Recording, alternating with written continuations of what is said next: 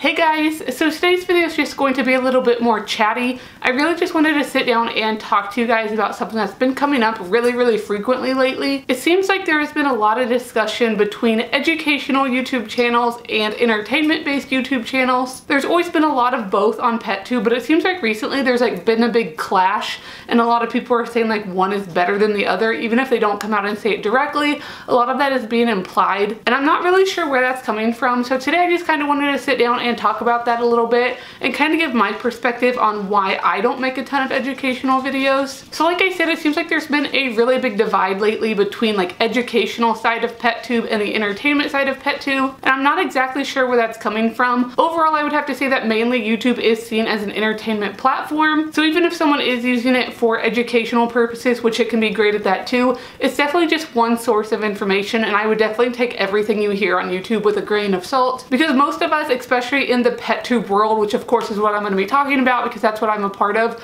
almost none of us are experts. Even a lot of people who make really educational content about pets, they're not experts. I know a lot of people who make pet videos. I know I put myself in this category. We're literally just the same as everyone watching. I know I don't consider myself an expert in any way. I'm literally just someone who loves my pets, and I thought I would share it with the internet one day, and I had a lot of fun doing it, and people seemed to receive it well, so I continued. So although there are some animals that I would say I know a decent bit about, I definitely don't know a lot about a ton of animals. I'm an expert in no way. Like I said, there are some people I would probably consider experts on the platform, but a lot of us just are doing what we love, showing our pets, and we all have different ranges of experience and education. Most people don't have both a ton of experience and an education to back it up, so getting a mix of those two on here is very rare, and that's just kind of what I wanted to sit down and talk about. So the first thing I wanted to really bring up in this video, which might seem kind of weird to some of my big fans, is please stop calling me an expert. I get this more frequently than you might imagine, which every time someone calls me an expert, I'm like,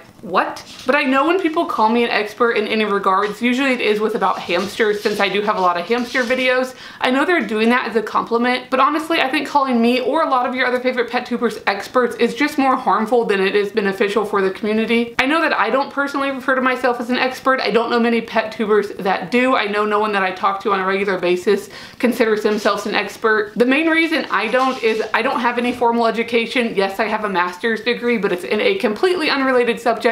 I have no animal education at all. The only thing I have is experience, and I have had hamsters for quite a few years, and I've had pets my entire life, but just because I have experience for some years, it doesn't mean I'm an expert in any way. I'm still trying to learn and grow constantly. And for example, with reptiles, I do own a decent amount of reptiles right now, but I've actually only been keeping reptiles for 2 years. Piper, my leopard gecko, was my first reptile I ever owned, and I got her in January of 2017. I don't know if you can hear Steve growling in the background. Him and Ellie are playing. They're in a different room, but it's very loud, so I'm sure the camera's picking it up. I promise he's not killing her. They're just having a good time, and Steve gets a little bit vocal. But like I was saying, I've only had reptiles for 2 years. He's just running like a maniac. I can hear him heavy breathing. Are you having fun? Are you done? Can I film? But like I was saying, I've only had... I'm done.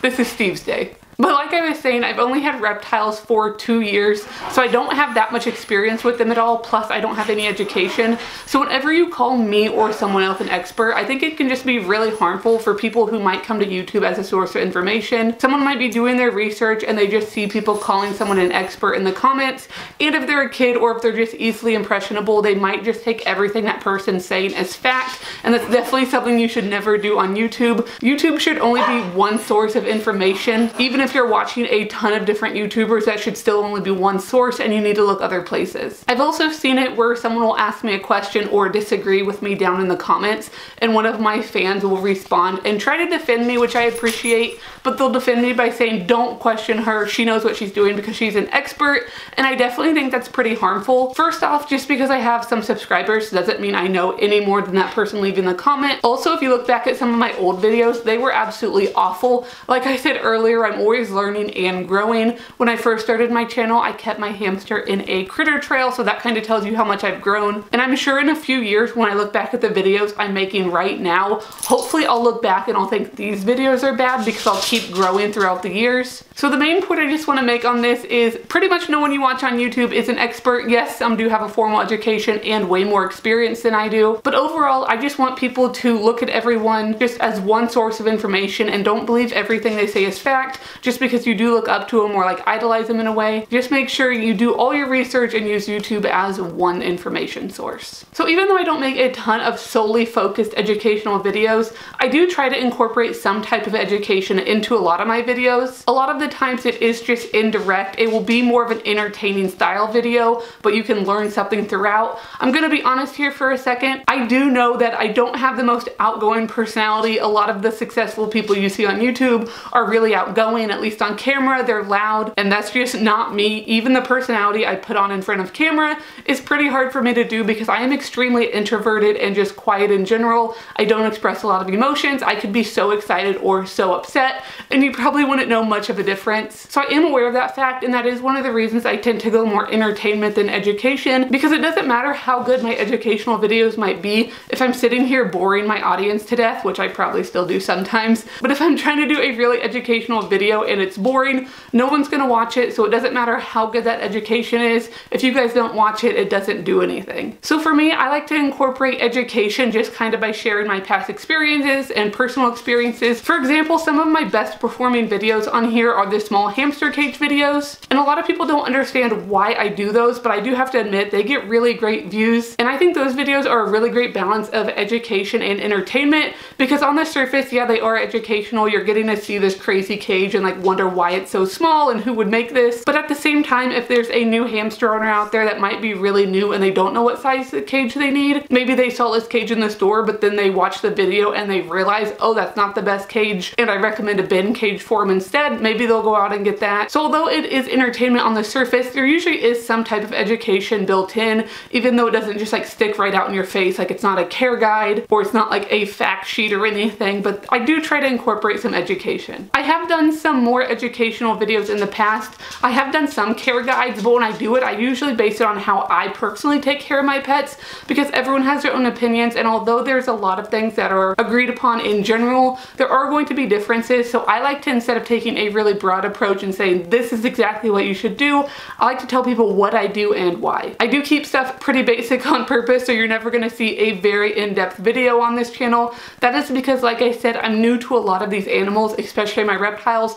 I'm always learning, so I don't want to make a really in-depth video. Turns out I'm completely wrong. By the time I find out, it's too late and everyone was taking my advice. So that's kind of a rundown of why I don't make really educational videos. I do know that a lot of people come to my channel and YouTube in general to get pet information, and I do think there is amazing information on YouTube. Whenever I start researching a new animal, YouTube is usually the first place I go, just because I like getting my information in a video format, because that does tie in a little bit more of the entertainment, so you're not just sitting there reading a care sheet. So YouTube is definitely a great source of information, but like I said, it's just one source. Even if you're watching 10 different people tell you how to take care of a leopard gecko on YouTube, that definitely isn't the only place you should look. Also, when you're watching creators on YouTube, I always think it's good to find people who disagree with each other. If I stick with leopard geckos, for example, you guys know that I am for solid substrate. I don't use the loose substrate for my leopard geckos, but there are a few pretty big creators on the platform that do. So I think it's really good to watch both channels, see the pros and cons and kind of weigh the options and see what's best for you. If you're always watching people that are going to agree with you, you're never going to learn. Other than YouTube, I just want to give a few suggestions of where I look when I'm looking for information. The first place is I always go to Google and just look up care sheets. There are a lot of really big publications that put out some really detailed and amazing care sheets, so that is a really good place to start. Also, one of my favorite places to go is forums. I learned almost everything I know, or a lot of it, when I was starting out from the hamster hideout forum. So if you have a hamster and you need some information, I definitely recommend that forum. When I was looking into my geckos, I know I used Geckos Unlimited a lot.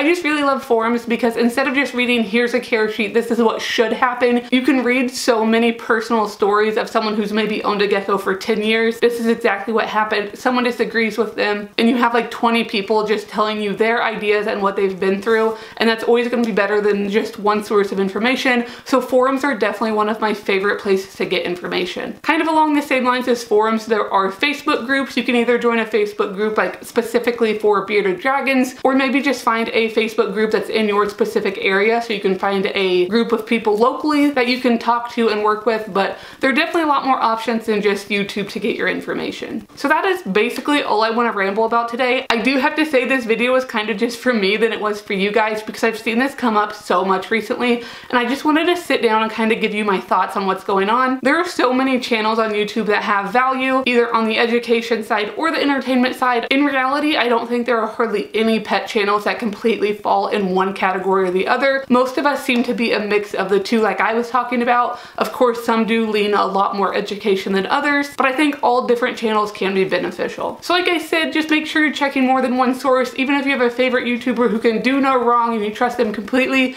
don't, because they could be wrong. They're still learning, they're still gaining experience. None of us are experts, like I said. I'm sure there are a few people on the platform that you could consider experts, but for the majority of PetTube, none of us are experts. But that's all I wanted to ramble about today. Let me know down in the comments what you guys think about the whole education versus entertainment thing. If you enjoyed this video, make sure to give it a big thumbs up. Make sure you subscribe down below if you haven't already, and I will see you guys next time.